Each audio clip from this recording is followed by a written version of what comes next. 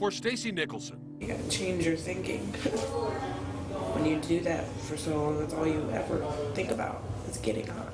and Emily Rifkin, I didn't want to do anything. I sat at home all day. addiction to prescription pain pills was powerful. I woke up at 4 o'clock in the afternoon.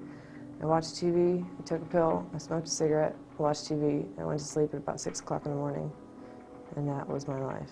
At nighttime, she would sit at my parents' house and just take pill after pill and stay up all night reading. It's really unexplainable, like what it makes you feel like. It was like a fuzzy feeling, like everything, you know, nothing was wrong, all my problems went away.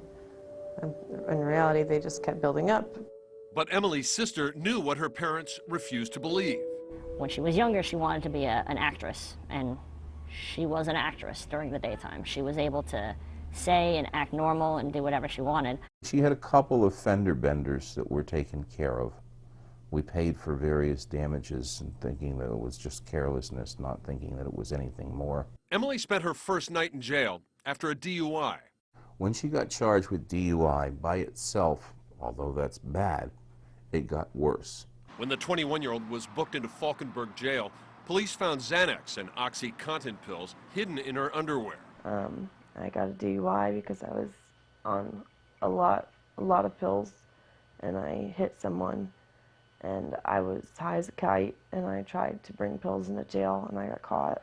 By trying to sneak in the pills, Emily committed a third-degree felony, but because it was her first offense, she received probation and was sentenced to a 6-month program at DACO, the Tampa Residential Treatment Facility for Drugs and Alcohol. I can't make them understand, you know, what was wrong with me. My dad says it's a disease.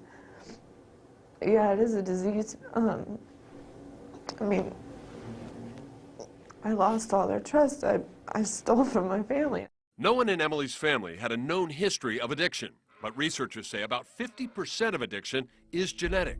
I know it's a disease. It's an insidious disease. It starts off small with one pill.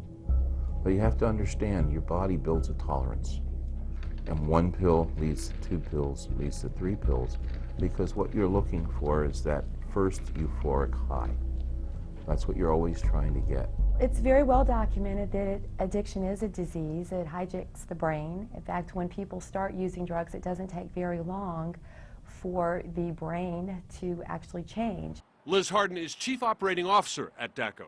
Addicts don't want to be addicts, and family members, they don't want their loved ones to have a problem with drugs.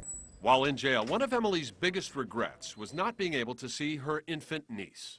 Yes, I want to go home. I want to see my niece. I want to see my family. But I know I'm not any good to them. She spent time writing her niece, Liliana, a long letter. I got very protective of my daughter when I realized just how bad Emily was. I just want her to know, you know, why I'm not there.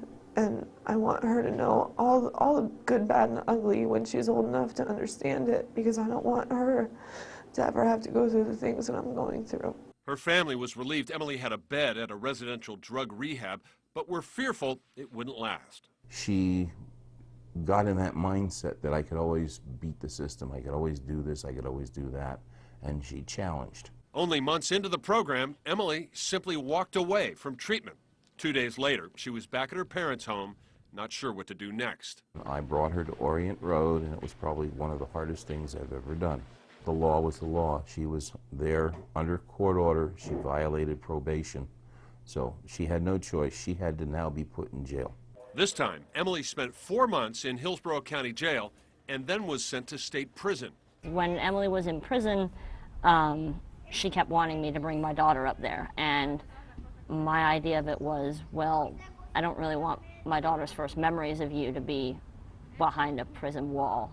By violating the probation, Emily had to serve a 1-year sentence on the original charge of hiding drugs and bringing them into the jail. I'm very glad that I went, because I saw the kind of people that I don't want to end up like. Once out of prison, Emily lived under her parents' roof again, but her sister says she was soon back to using drugs. My grandmother basically said to her flat out, she said, Emily, if you don't get this under control, you're going to die. And she said, I don't really want to go to your funeral. The family tried to get Emily back into the treatment she started but never finished. So then he and I looked at our bank accounts, and we were ready, if we had to you know, pay money for a private facility. Residential treatment is costly. Depending on the facility, out-of-pocket expenses for a family runs between $1,200 and $5,000 a month and can last up to 9 months. Emily had already drained her parents' savings of more than $60,000. The family then took a drastic measure. They asked the court to intervene. Are you using? This time, Emily appeared before Hillsborough Judge Jack Espinoza Jr. There are some individuals that work hard and through their struggles make it to recovery, but for some reason do not maintain it. Just ahead, Emily's family takes drastic steps. We're not exactly getting them into treatment that they need and require as soon as possible. While Stacy continues on her road to recovery, but faces a relapse. One day clean for an addict is a miracle, because in our minds we don't think we can stay clean for one day. When we come back.